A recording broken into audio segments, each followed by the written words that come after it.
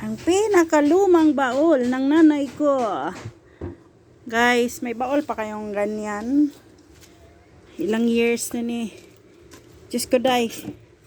Guys, napa mo ingon ani nga sandok. Ayan, oh. Mapa ni mga sulod. Guys, oh. Sandok. Tibay pa ni nga sandok ba? Pero, kuyawa pa daan ni. Ay, tibay pa kayo ni. Oh. Napa mo yung mga basong ingon ani, guys. Ano, oh. Mga lungkat ta, guys. Oh, damit. Damit ni, guys. Kadto man yung burlom-burlom ko sa una, guys. Ano na siya. Tago-tago sa akong inahan. Oh. Ay, ang ako pa man dahil mga gamit, guys. Na ako'y ginapangit, mga. Ayan. Hirap magkuan. Hirap mag video na ikaw ang nagagunit. Manguha lang tag sample ugon sa iya na mga baso pa, guys.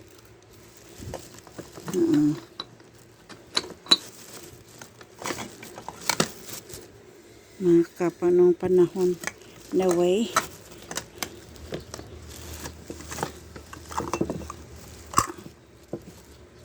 No way. Dara. Manay ginapangita ni at na mga plato diha, guys. Mga ginapangita na ako, guys. So, saka na lang i-video ko na rin kung ano yung mga basong yan. Kasi una-unahang plato pala, hindi baso. Eto, guys. May mga baso pa siyang ganere. Nakataga. Basta, mamaya. Ayan, o. To this video. Ayan. Itong mga plato. Ito yung mga hinahanap kong plato. Mamaya, pakita ko sa inyo. Lumang-lumang plato yan, guys. Yan. Mga kutsara. Yan. Masinop kasi yung ina ko noon. Aray, sorry naman. Ayan. Actually, ang akin pa to, guys. Ayan, o. But anyway, let's go. Thank you for watching.